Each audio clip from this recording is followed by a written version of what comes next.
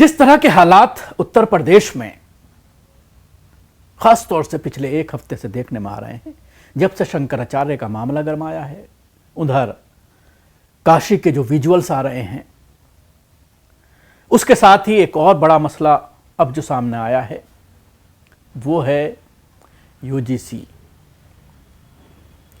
इन मसलों को लेकर के अपर कास्ट के लोग, जो भारतीय जनता पार्टी का असल वोटर है, चाहे वो ब्राह्मण समाज की बात करें, चाहे वो बनिया समाज की बात करें, ओबीसी, एससी, एसटी को छोड़ करके तमाम लोग अब भारतीय जनता पार्टी सरकार पर, खास तौर से योगी आदित्यनाथ के ऊपर सवालात खड़े कर रहे हैं। और ऐसे में अब पार्टी से भी आवाज उठनी शुरू हो गई है। जो पिछले तकरीबन 11 सालों से पार्टी के लोगों को पूरी तरह से खामोश कर रखा है, अब लोग सुर उठाने लगे हैं, आवाज उठाने लगे हैं, बोलने लगे हैं और ये कहते हुए साफ तौर पर नजर आ रहे हैं कि भारतीय जनता पार्टी जब हमारे शंकराचार्य का ही अपमान कर रही है तो ऐसे में हम उसको वोट क्यों दें। उसके अलावा सबसे बड़ा मुद्दा मैं आपको बताना चाहूंगा कि अगले हफ्ते तक पार्लियामेंट करीब है, पार्लियामेंट का बजट सेशन शुरू होने वाला है 28 तारीख से। तो ऐसे में सबसे बड़ा मुद्दा जो बनने वाला है वो यूजीसी का जो अध्यादेश लाया गया है, ये एक बड़ा मामला बनकर के अब सामने आने वाला है और इसको लेकर पूरे देश में बड़ा एक आंदोलन खड़ा होने वाला है। और इसी सिलसिले में अब पहला विकेट बरेली का गिरा है। बरेली सिटी मजिस्ट्रेट अलंकार अग्निहोत्री ने इस्तीफा दिया है और इस्तीफा देने के जो कारण उनके जरिए बताए गए हैं वो यही है कि अपर कास्ट के जो लोग हैं, ब्राह्मण का जो है, उनका अपमान किया जा रहा है इस सरकार में। उन्होंने एक तो शंकराचार्य का मुद्दा अपने इस्तीफे को लेकर के बताया है कि हम इस वजह से दे रहे हैं, और दूसरा यूजीसी बिल जो लाया गया है इसको लेकर भी जबरदस्त आपत्ति जताई जा रही है। और लोग ये कह रहे हैं इसमें जिस तरह से एससी एसटी के बच्चों को, ओबीसी के बच्चों को जिस तरह की पावर्स दी गई हैं कि वो कोई भी शिकायत करेंगे और साथ ही छात्र छात्रा के ऊपर कमेटी बैठेगी और उसके बाद उसके खिलाफ एफआईआर दर्ज हो जाएगी, उसका पूरा कैरियर चौपट कर दिया जाएगा, उसका पूरा भविष्य अंधकार में डाल दिया जाएगा।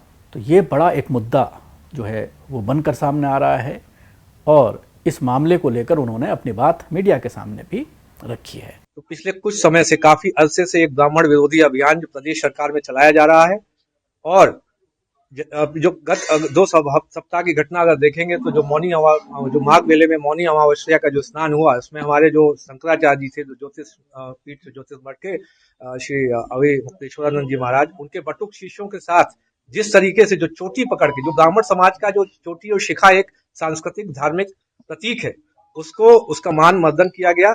आप देखेंगे कितनी ही गंदे तरीके से चोटी पकड़ के बटुक जो शीश हैं, बटुक महाराज हैं, उनको घसीट के पीटा गया।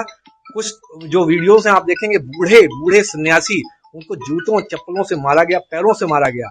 आप अगर ये प्रशासन के लोग ही इस तरीके से जो अगर मैसेज देंगे तो समाज के जो दूसरे वर्ग है वो ब्राह्मण समाज पे कितना अत्याचार करेंगे, जब प्रशासन के लोग ही इस तरीके से अत्याचार कर रहे हैं। इसके अतिरिक्त जो दूसरा विषय था उसमें यूजीसी का जो रेगुलेशन अभी आया है, जो 13 जनवरी का जो बजट है भारत सरकार का, उसमें सामान्य वर्ग के जो विद्यार्थी हैं, जो यूनिवर्सिटी में, उनको स्वघोषित अपराधी मान लिया गया है। उनके विरुद्ध समता समिति के माध्यम से शिकायत दर्ज कराई जाएगी।